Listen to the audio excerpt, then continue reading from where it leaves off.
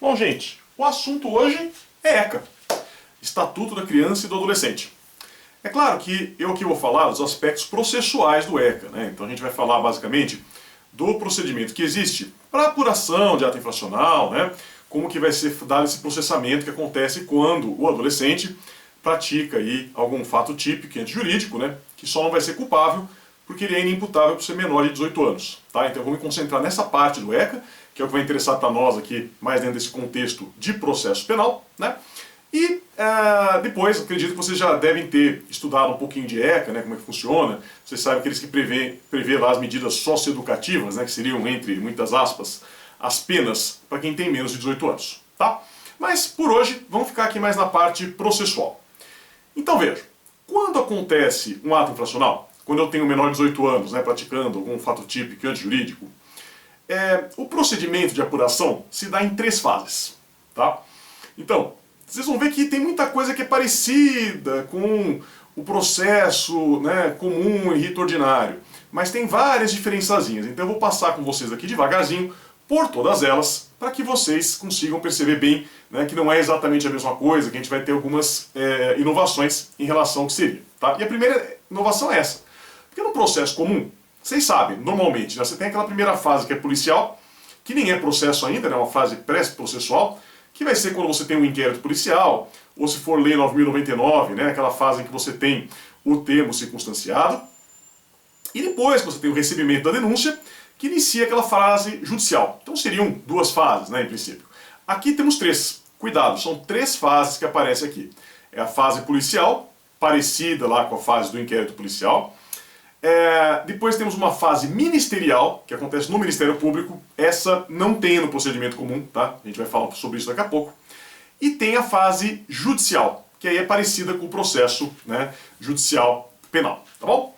Então vamos passar um pouquinho sobre essas 3 fases, começando pela fase policial, né, a fase aí em que a gente tem algo parecido com o inquérito policial. Então, alguns tópicos, né, algumas coisas que precisamos falar aqui. Primeiro, possibilidade de apreensão do adolescente. E aí, gente, de saída, cuidado com a nomenclatura, né? Vocês não vão me dizer nem escrever, pelo amor de Deus, prisão do adolescente, porque isso não existe, né? O adolescente não é preso, né?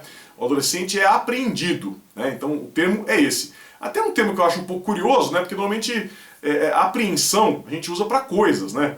Quem é civilista sabe disso, lá no direito civil tem muito esse negócio, né, de busca e apreensão de coisas, né, de objetos. Mas é a terminologia adotada pela lei aqui, tá? Então quando a gente fala em adolescente, o correto é falar em apreensão do adolescente, tá? Nós temos aqui dos artigos 171 e 172 do ECA, tá?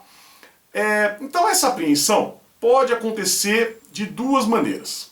A primeira, se for flagrante.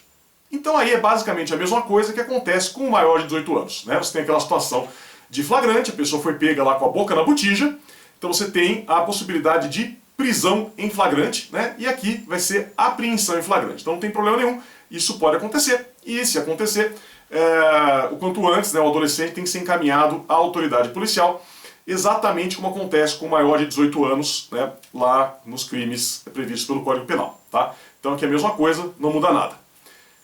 A segunda possibilidade é que o menor de 18 anos, o adolescente, ele pode ser apreendido também por ordem judicial. E aí o que seria essa ordem judicial? Muito parecida com o mandado de prisão que vocês conhecem, né? Vocês estudaram no ano passado. Então, assim, em linhas gerais, é a mesma coisa que o adulto, né? Porque o adulto, vocês sabem, em princípio, só pode prender sem mandado judicial se for prisão em flagrante. Com algumas outras poucas exceções, né? Recaptura de réu evadido, estado de sítio, esse tipo de coisa. Mas, normalmente, né? Só consigo prender sem mandado em flagrante. Fora isso, preciso sempre de mandado judicial, preciso de uma ordem de prisão judicial. Então aqui é a mesma coisa. Eu posso ter aqui essa prisão sendo dada por ordem judicial, né? E não tem problema nenhum, tá? O que vai ser diferente são as hipóteses em que vai ser possível essa decisão judicial que ordena a apreensão do adolescente, tá? Então, vocês sabem que isso é uma coisa que é bastante regrada, né? Inclusive para quem é maior de 18 anos, tem lá aquelas possibilidades, né? Prisão preventiva, prisão temporária. Então aqui também vai ter regrinhas, mas serão regrinhas diferentes das que existem para o maior de 18 anos. Porque vejam, né? Quando que isso vai acontecer? Primeiro, quando o adolescente não for encontrado para a audiência de apresentação. A audiência de apresentação acontece lá na frente, né? Lá na fase já judicial, a gente vai falar mais sobre isso. É uma primeira audiência que tem. Então, se o adolescente sumir, né, aí você pode ter uma decisão judicial, né, ordenando que ele seja apreendido. Tá? Você tem essa possibilidade. A segunda possibilidade vai ser para o cumprimento da medida socioeducativa de internação. Tá? Então, se já tem uma internação aí decretada contra ele, né, lembrando que essa internação pode ser definitiva, que aí seria como se fosse uma pena, né, ou pode ser provisória, que seria mais ou menos como se fosse uma prisão processual penal. Tá? Então, aí você vai ter essa possibilidade também, né? Então ele tem que ser internado, o juiz vai mandar prendê-lo sem problema nenhum, tá? E também para o retorno, né, a medida de internação, caso ele tenha fugido, né, tenha ocorrido aqui alguma evasão, também pode ser decretada aqui, né, uma medida aí de busca e apreensão do adolescente para que ele volte a cumprir aquela medida de internação a qual ele deveria estar submetida, tá? Então cuidado, só nesses 3 casos que eu posso eu não, porque eu não sou juiz, né? Que o juiz pode mandar apreender o adolescente. Tá? O ECA, gente, ele tem algumas disposições que são interessantes, né? Porque normalmente a gente não pensa muito assim em crime cometido por juiz, né? Muito embora o juiz possa cometer crime como qualquer outra pessoa, né? Agora aqui no ECA a gente tem um crime que é dirigido principalmente pelo juiz, não só para o magistrado, mas ele vai ser o maior interessado, que é um crime que é previsto no artigo 230 do ECA. Então o ECA, não sei se vocês sabem, no finalzinho tem uma lista de crimes. E que não são crimes praticados por crianças ou por adolescentes. Até mesmo porque criança e adolescente não pratica crime, vocês sabem disso. São crimes que são praticados por adultos contra crianças e adolescentes. E um deles é esse, né? É você apreender um adolescente fora dessas 3 possibilidades que eu trouxe para vocês, tá? Então cuidado, vocês dão uma olhadinha lá, artigo 230 do ECA, traz aqui essa disposição penal, caso aconteça algum problema nesse sentido. Tá?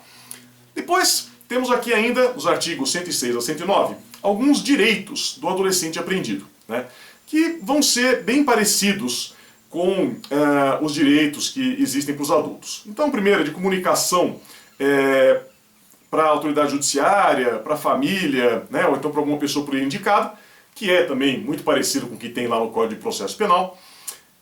Tem aqui uma disposição no artigo 109 a respeito de identificação criminal, ou seja, né, o que o pessoal fala, tô capeando, vai colocar lá as digitais lá na ficha na polícia, também muito parecida com o que acontece com o maior de 18 anos. Né? Então, vai dizer que isso aqui só vai acontecer se houver uma dúvida fundada sobre a sua identidade. Tá? Então, a mesma coisa, vocês devem ter estudado no ano passado isso, né? Maior de 18 anos, se tiver RG, tiver identificado, não há necessidade de tocar piano, como se diz, tá? Então, é isso.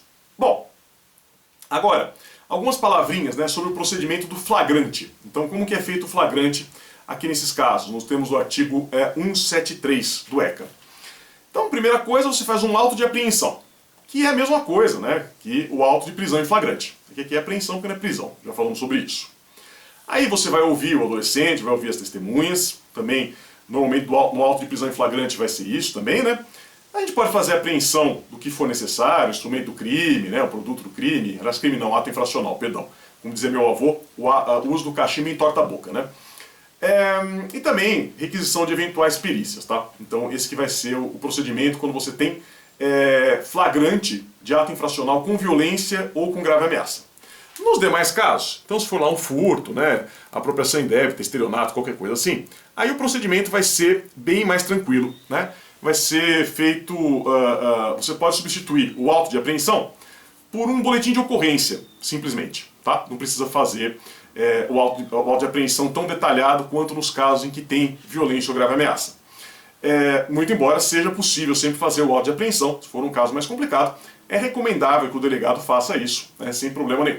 Bom, qual que é a regra, gente? Então, houve a prisão em flagrante, né? O adolescente foi pego lá em flagrante, foi levado, fizeram lá o auto de apreensão, tudo certinho. Aí o que preferencialmente deve acontecer? A liberação, tá? Então, se essa já é uma regra que acontece com adulto, né, vocês sabem, né, que o processo penal prevê que preferencialmente as pessoas devem responder ao processo em liberdade, com adolescente mais ainda, tá? Então, preferencialmente ele vai ser liberado. E quando isso vai acontecer? Quando acontece o comparecimento dos pais ou responsáveis do adolescente e eles assinam um termo de compromisso e apresentação. É isso, tá? Então, em outras palavras, vai lá o pai, a mãe, ou o responsável, né, o tutor, alguma coisa assim, assina um termo dizendo que eles se comprometem a levar o adolescente para o processo. Porque a ideia é a mesma, né, que acontece no processo penal. É evitar que a pessoa simplesmente fuja, desapareça. Né? Você tem aqui um controle maior. E com isso você evita, né, problemas nesse sentido. Bom, mas essa é a regra. Como vocês já devem estar percebendo, o que mais nós vamos ter aqui são exceções. Né? Então, porque o primeiro problema que pode dar, mais óbvio, né, que vocês devem estar pensando. E se não tiver pai e mãe? Né? Se for lá um adolescente que vive na rua, não tem pai, não tem mãe, não tem tutor, não tem ninguém. Né? Como é que faz? Né? Bom, aí a gente vai entrar nas exceções, que são previstas aqui pelo artigo 174 do ECA. Ou seja, né, se não encontrar os pais, ou mesmo encontrando, tá? Então não precisa ser, não tem a ideia assim, que se encontrou o pai e a mãe, então tudo bem, vai liberar sempre. Não necessariamente, tá? Então se não encontrar os pais, ou se houver algum motivo muito importante que justifique a manutenção da restrição da liberdade, ele vai ficar apreendido, tá? E o que seriam esses motivos, né? Pode ser, primeiro, para garantir a segurança do próprio adolescente. Porque vamos lembrar, né, gente, que tudo bem, normalmente, quando você fala aqui de ato infracional, o adolescente seria, entre aspas, o vilão da história. Só que às vezes o vilão se torna vítima. Não só com adolescente, também adulto. Então você tem, por exemplo, o risco de linchamento. Você não pode soltar a pessoa porque ela vai ser linchada. Então é um caso que ele pode ficar prendido. Ou ainda vai dizer aqui manutenção da ordem pública, que é um requisito muito parecido, que acontece lá quando a gente vê as possibilidades, né, de decretação da prisão preventiva. Então aqui vai ser mais ou menos a mesma coisa. Tá? Bom, aí se ele não for liberado, o que o delegado tem que fazer? Rapidamente. Encaminhar ao Ministério Público. Tá? Aqui qual que é a ideia? Evitar um problema que era relativamente comum antigamente, antes do ECA. O que os delegados faziam muitas vezes, né? Antes de ter o ECA? Jogava o adolescente na cela, colocava lá no xadrez, misturava com o adulto, né? E ficava lá na delegacia, às vezes bastante tempo, tá? Então hoje isso em princípio não pode. Então não pode liberar, por alguma dessas razões que eu falei. O caminho é esse. Você vai encaminhar imediatamente ao Ministério Público, né? Vai mandar lá para o Ministério Público, que aí vai iniciar aquela fase ministerial que eu falei para vocês, tá? Bom, e se não for possível? Né? Então, é feriado, o Ministério Público está fechado, é uma cidade muito pequena, não tem promotor, né? Vamos lembrar que o Brasil é muito grande, a gente tem peculiaridades aí diferentes dependendo dos lugares, né? Se não for possível, o adolescente deve ser encaminhado para uma entidade, né, que pode ser tipo uma creche, alguma coisa assim, né, que vai apresentá-lo ao Ministério Público na primeira oportunidade. Então, se for o caso, né, de que o Ministério Público está fechado, porque é domingo, porque é feriado, ele fica lá provisoriamente nessa entidade assistencial e na segunda-feira eles fazem o encaminhamento para o Ministério Público. Tá?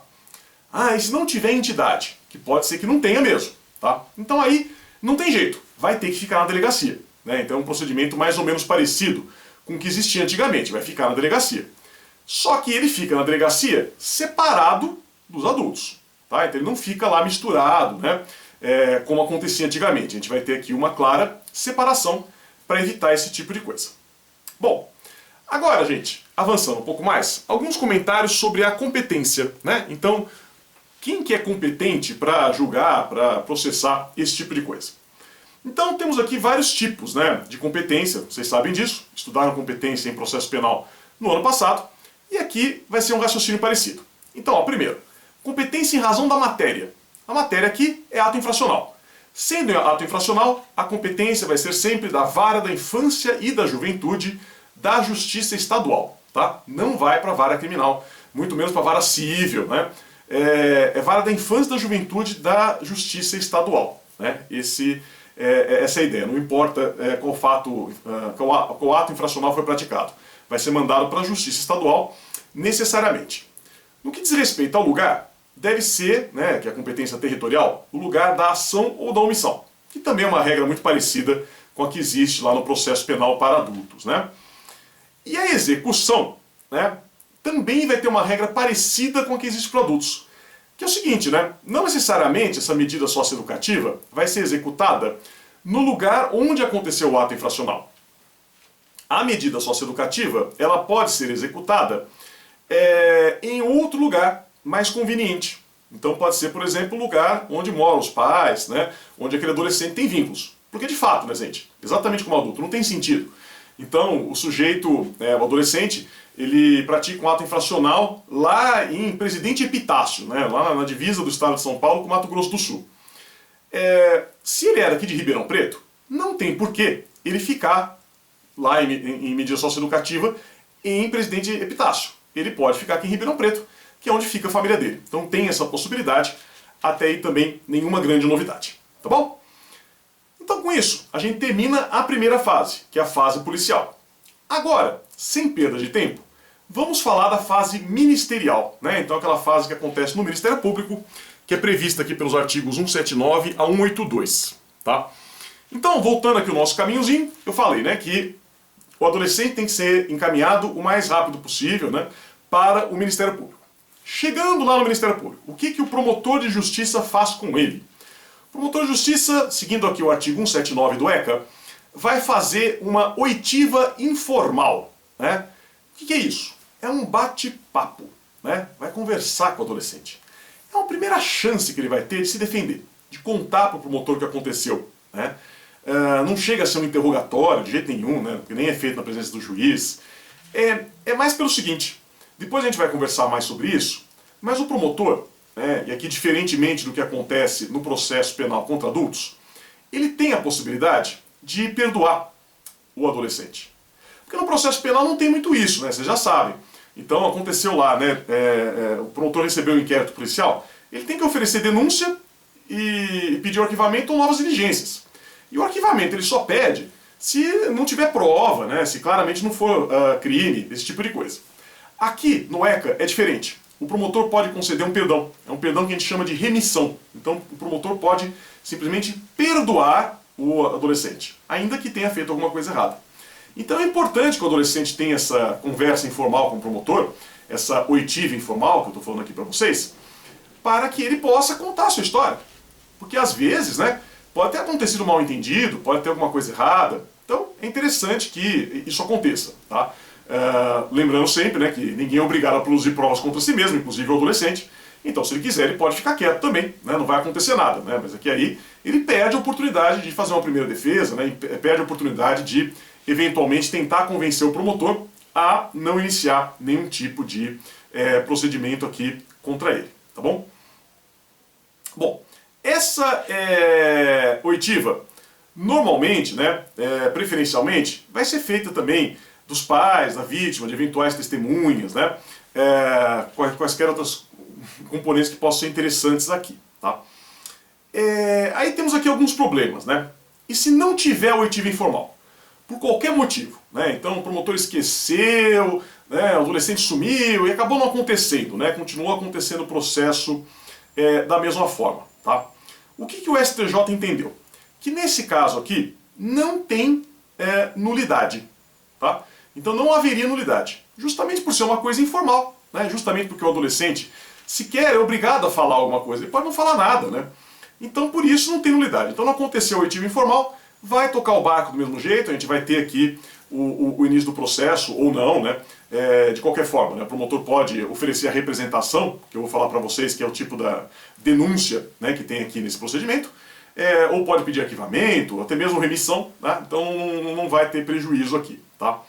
Uma outra decisão aqui que nós tivemos do STJ diz respeito à ausência de defesa técnica, tá? Então assim, é recomendável, evidentemente, né, que o adolescente, ao participar da oitiva informal, tenha um advogado. É recomendável que ele esteja acompanhado do seu defensor. Agora, e se não estiver? Ele não tem advogado, esqueceram de chamar, tem algum problema? Também não, tá? Não que possa fazer isso, mas o STJ entendeu que isso seria uma mera irregularidade, tá? Então, não tem problema, não deveria acontecer, tá errado, mas não vai gerar nulidade também, tá? Essa ausência de defensor. O único problema que vai acontecer aqui é que se a gente tiver aqui, de qualquer forma, tá? Alguma imposição de medida socioeducativa, precisa ter o defensor, tá? Então não ter o defensor só não vai fazer diferença se não tiver medida socioeducativa, né? Então se o promotor oferecer a remissão, por exemplo, obviamente não tem prejuízo, né? O adolescente já foi perdoado, então portanto não vai sofrer prejuízo de nenhuma natureza aqui nesse caso, tá? Mas se por acaso, né, o promotor tiver a intenção de impor aqui algum tipo de medida socioeducativa, aí você precisa ter o defensor, tá? Muito embora, gente, o adolescente não seja obrigado a ficar falando muito para o promotor, né, ele fala para o promotor o que ele quer, é um ato de defesa. Caso ele não apareça, então se não for um caso que ele foi apreendido em flagrante, né, um caso que ele está solto, a gente pode ter aqui uma notificação para que ele apareça lá, tá? Essa notificação, justamente por ser um ato informal, ela pode ser feita pelo próprio Ministério Público, né? Então não precisa ser por meio judicial. Então o Ministério Público, usando lá os seus servidores, né, usando a sua estrutura, pode fazer essa notificação, né, e chamando a pessoa por lá, tá? Se não vier de jeito nenhum, né, aí a gente pode ter o Ministério Público recorrendo ao Judiciário para ter alguma outra medida, né, para que seja notificado e que compareça esse adolescente, tá bom? Bom, aí acabou o oitivo informal. Já tivemos o oitivo informal, já está tudo resolvido, né? O que o Ministério Público pode fazer, né? Então como que isso vai caminhar? Está lá no artigo 180 do ECA, tá? Então, basicamente, eu já tinha adiantado isso para vocês, vai ser muito parecido com o que acontece no processo penal.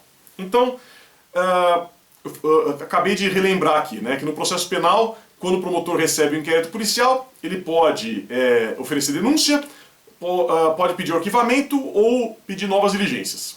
Aqui, a diferença é que ele pode pedir o arquivamento, exatamente como é lá no processo penal, ele pode oferecer a remissão, que é esse tipo de perdão, né, que eu falei para vocês, ou pode oferecer a representação, que é o equivalente à denúncia, também como eu já tinha adiantado.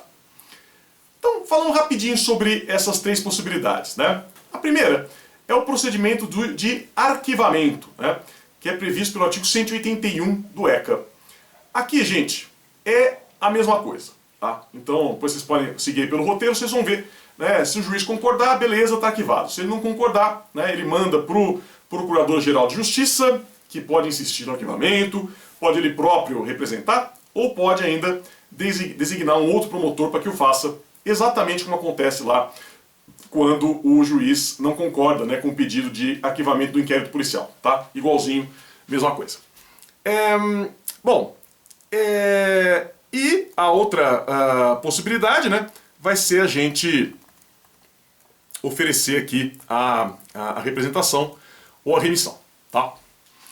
Vamos agora para o caminho da representação. Então digamos que houve aqui a representação, né, e aí a gente vai ter o início da fase judicial. Então já vimos aqui a fase policial, falei um pouquinho sobre a fase ministerial, agora a gente passa para a fase judicial, né, que é prevista lá pelos artigos 182 a 190 do ECA. Tá?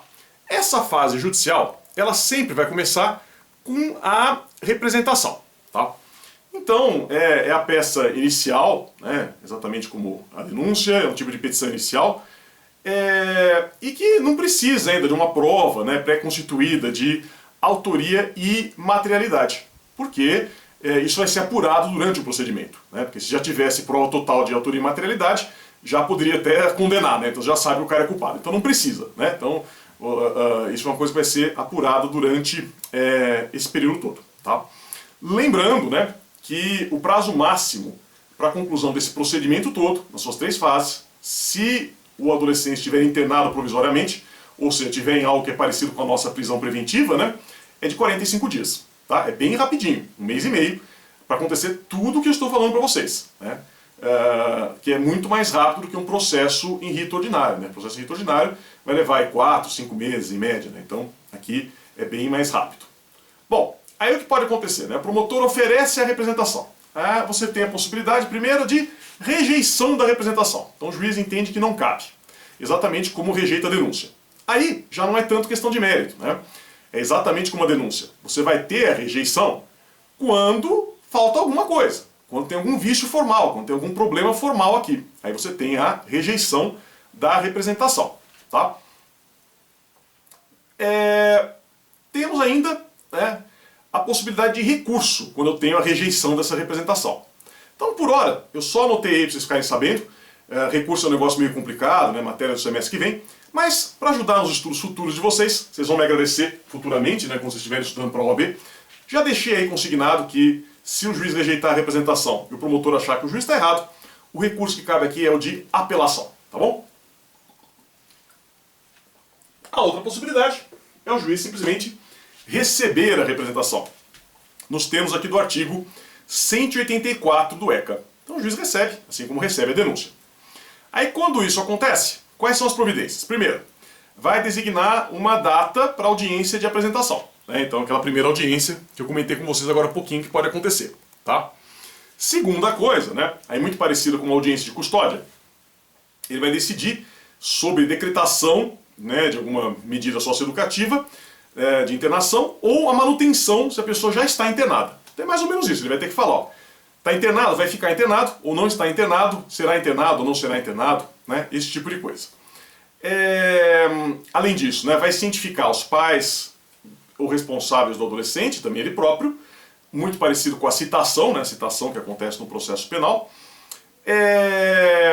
E se por acaso, né, o adolescente não for encontrado, o processo fica suspenso e vai expedir aquele mandado de busca e apreensão que eu tinha comentado com vocês.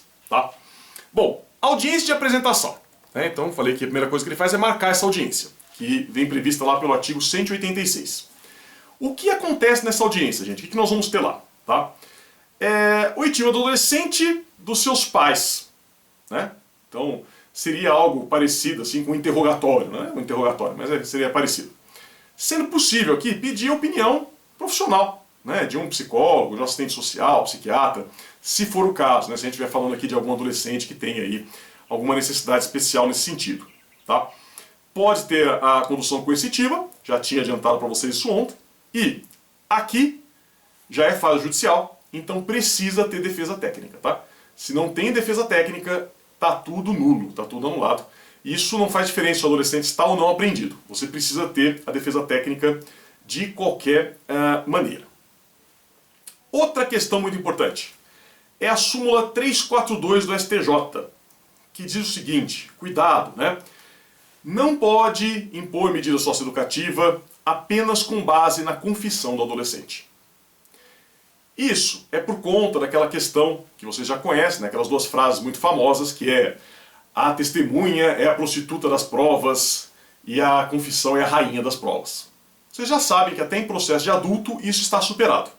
Então a confissão não é a rainha das provas. A gente tem N razões que podem levar uma pessoa a confessar um crime que ela não cometeu. Tá? E aqui, gente, mais ainda. Porque se o adulto muitas vezes confessa um crime que ele não cometeu, mais ainda o adolescente. Porque vejam, é a coisa mais comum do mundo. O adolescente confessar um crime que foi cometido por um adulto. Porque a gente sabe que a punição é muito mais branda pelo ECA, né? Aliás, nem seria punição, seria uma medida socioeducativa. Então, é comum eles confessarem. Então o juiz tem que ficar muito atento. Ele não pode falar, não, então confessou, é culpado, eu vou impor medida socioeducativa. Não, o STJ proíbe isso, aqui por meio da súmula 342. Tá bom? Bom, aí depois dessa audiência de apresentação, o que nós vamos ter? A defesa prévia. Que é a terminologia antiga. Eu mesmo comentei isso com vocês, né? A peça que nós temos hoje, que se chama resposta à acusação, antigamente se chamava defesa prévia, lá no processo penal. Aqui, como o ECA é de 1990, né, é anterior a essa mudança do Código de Processo Penal, a gente tem ainda a terminologia antiga, então nós vamos chamar ainda de defesa prévia. Essa primeira peça de defesa, que é prevista aqui pelo artigo 186, parágrafo 3º, tá? Que deve ser oferecida num prazo de 3 dias. Bom, primeira coisa, gente, tem um entendimento que é jurisprudencial, né, do STJ, também não temos assim nenhuma disposição expressa no ECA a esse respeito, de que essa defesa prévia não seria obrigatória. Tá? Então, assim, se não foi apresentada a defesa prévia, qual que é a consequência? A preclusão. Precluiu. Não vai ter mais a possibilidade de apresentar essa defesa prévia. Tá? Então, notem, né, que aqui ficou diferente do que nós temos no processo penal. Porque no processo penal, a antiga defesa prévia hoje se chama resposta à acusação. E essa resposta à acusação, conforme eu já expliquei para vocês no comecinho do semestre, naqueles bons tempos em que nós nos encontrávamos lá no centro universitário, essa resposta à acusação ela é obrigatória. Então aqui é diferente, tá? Mais uma peculiaridade do procedimento do ECA que você tem que observar. Depois da defesa prévia, o que vai ter? Audiência em continuação, né? Que seria mais ou menos uma audiência de instrução e julgamento, né?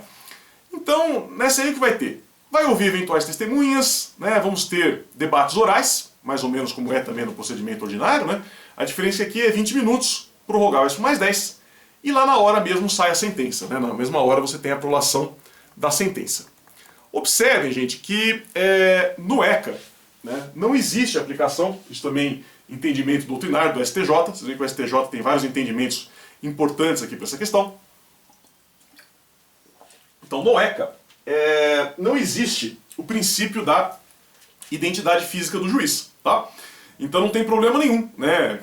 Cada parte aí do processo ter sido presidida por um juiz diferente. Você vai ter aqui, sem nenhuma nulidade, a prolação da sentença, tá bom? Bom, aí, gente, o que vocês vão observar? No que diz respeito à sentença, também algumas disposições, lá do artigo 189, muito parecidas com o que acontece no processo penal para adultos. Então ele vai falar que não vai aplicar nenhuma medida se não tiver o fato, né, caso de inexistência do fato, mesma coisa. Se por acaso for fato atípico, né, não for infração, não for ato infracional, ou ainda quando você tiver falta de provas, tá? Então, em todos esses casos, né, você vai ter aqui uma sentença que não vai impor a medida socioeducativa, muito parecida com a sentença absolutória que a gente tem lá no processo penal que você já conhece. E aqui está previsto em lei, uma coisa que também costuma acontecer no processo penal contra adultos, é que nesses casos aqui, se não tiver imposição de medida socioeducativa, o adolescente deve ser liberado, se por acaso ele estiver lá internado, tá? Então, é parecido, né, com o que acontece com adulto, né, sem nenhuma grande diferença, tá? No que diz respeito à intimação da sentença, tá? Se ela for prolatada na própria audiência, já sai todo mundo intimado, né? Mas tem umas regrinhas aqui do artigo 190 que são importantes, que vai dizer que se for a medida de internação ou semi-liberdade, lembrando, gente, acho que vocês sabem disso, no ECA existem várias medidas socioeducativas possíveis, né? Não existe só a internação. Então, assim, o seu tio que é dentista, ele pensa sempre na internação, porque é mais parecida com a cadeia, né, com a pena privativa de liberdade. Mas vocês devem saber que não existe só essa. Você vai ter outras possibilidades, né, de medidas socioeducativas cabíveis aqui, tá? Então, se for a internação a semi-liberdade, que são as duas mais rigorosas, aí tem que intimar, né, o adolescente e o advogado, tá? Se não encontrar o adolescente, vai ser o pai ou o responsável. Nas outras medidas, só a defesa técnica, só o advogado, que são medidas mais brandas, né, mais tranquilas, tá? Gente, recurso que cabe aqui, recurso de apelação, tá? Apelação é um recurso possível aqui, não vou me aprofundar muito nisso, porque recurso é matéria do próximo semestre, falar apenas das peculiaridades. Então, primeiro, não tem custas, tá? Não tem preparo. Preparo significa custas, acho que vocês sabem disso. Aí não chega a ser tão diferente do processo penal, porque o processo penal também muitas vezes não tem custas, né? Vocês já aprenderam isso. Tem um prazo de 10 dias e tem uma coisa que na apelação comum, na apelação lá do processo penal não tem, que é a possibilidade do juízo de retratação. Então vejam, né? Esse é um efeito que alguns recursos têm e outros não têm, né? Então, muitas vezes quando você impõe um recurso, isso acontece lá no processo penal, com recurso em sentido estrito, que vocês estudarão oportunamente, existe a possibilidade aqui do juízo de retratação, né? Então o próprio juiz que deu a decisão recebe o recurso e fala, opa, errei aqui, vou mudar de ideia. Então o recurso nem sobe para o tribunal, já resolve lá na primeira instância mesmo. A apelação, em processo penal para adulto, em princípio não tem isso. Aqui no ECA tem, tá? Então aqui normalmente você vai ter essa possibilidade do juízo de retratação, tá? E, tendo em vista que tem que ser tudo muito rápido, né? Qual que é a regrinha importantíssima que temos aqui? É que o relator tem que pautar esse processo para julgamento em até 60 dias, tá? Em até 2 meses. Não pode ficar enrolando, não pode demorar, tá? Tudo isso nos termos do artigo 199, a linha D do ECA, tá bom? Gente, por enquanto é isso. Na sequência a gente fala sobre remissão e também sobre execução da medida socioeducativa. Muito obrigado e até já!